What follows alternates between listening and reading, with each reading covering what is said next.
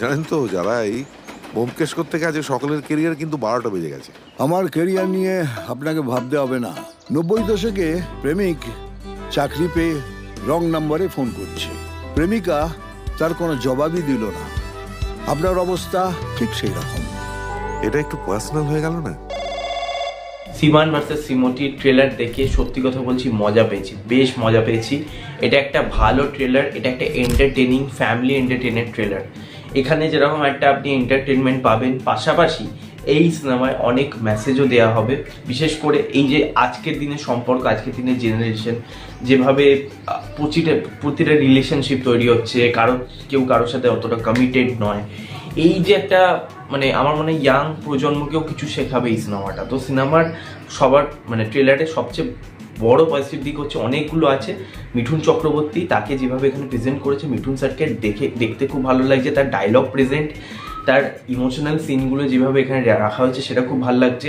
এবং অঞ্জন দত্তর সাথে কোথাও গিয়ে চিকন প্রেমের একটা অ্যাঙ্গেল অঞ্জনা ম্যামের সাথে রাখা হবে, সেটাও দেখতে ভালো লাগছে। বাট সেটা আপাতত দৃষ্টিতে দেখে বোঝা যাচ্ছে, এবং সেটা আমার মনে হয় সিনেমায় হয়তো অন্য কিছু হতেও পারে, বাট আমি চাই না এখন কি হবে। বাট ট্রেলার লেভেলে দেখে কিন্তু বেশ ভালো লাগছে, বেশ প্রমিজিং।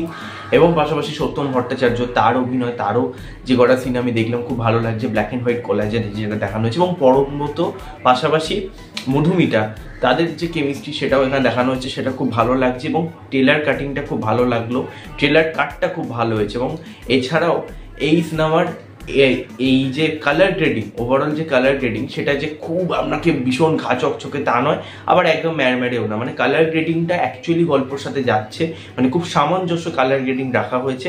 এছাড়া সিনেমার বিজিএম, ট্রেলারে যে কটা জায়গায় বিজিএমগুলো আসছে এবং গানগুলো যেভাবে রাখা হয়েছে খুব ভালো। মেটাফোর রেফারেন্স রাখা হয়েছে, প্রজাপতিকে নিয়ে তো আগের টিজারেই রাখা হয়েছিল এবং এখানেও রাখা হয়েছে, লাস্টে দেব ব্যোমকেশ ওই নিয়ে একটা রাখা হয়েছে। পাশাপাশি অঞ্জন দত্তর গান, এটা কি 2441139, বেলা বোস তুমি শুনতে কি পাচ্ছো, চাকরিটা পেয়ে গেছি আমি শুনছো, ওই যে লাইনটা, ওই বেলা বসে যে লাইনটা যেভাবে লাস্টে পোক করলো মিঠুন চক্রবর্তী, সেই জায়গাটা ব্যাপক লেগেছে। এবং এই যে মেটাফোর কিছু সিনকে হোম্যাচ দেওয়া, মিঠুন চক্রবর্তী পুরনো যে সিনেমা তার রেফারেন্স তুলে আনা, এইগুলো ওভারঅল খুব ভালো লাগছে ট্রেলার লেভেলে দেখে।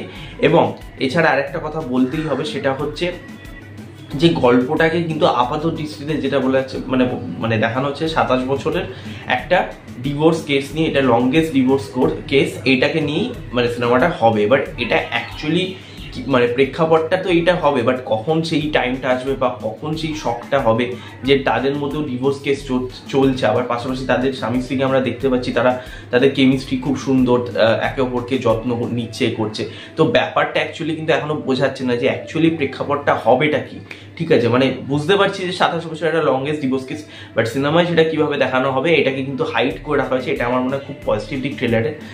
নেগেটিভ দিক যদি বলতে হয়, আমার মনে হয় যে ওই যেটা বললাম যে টিজার লেভেলে যেরকম লিখেছে এখানেও তাই লেগেছে, ট্রেলারেও তাই লেগেছে। ঠিক আছে, মিঠুন চক্রবর্তীর ছেলে হচ্ছে পরমব্রত এবং তার বউ হচ্ছে মধুমিতা, এটা জানা গেছে। বাট স্টিল গল্পের ব্যাপারে আমরা কিন্তু খুব একটা বেশি কিছু জানতে পারছি না। মানে 27 বছরের ডিভোর্স কেস সেটা জানতে পারছি, বাট এটা কি পুরোপুরি মানে কোর্টরুম ড্রামার ওপর নির্ভর তো করবে না, মানে পুরোপুরি তো কোর্টরুম ড্রামা হবে না।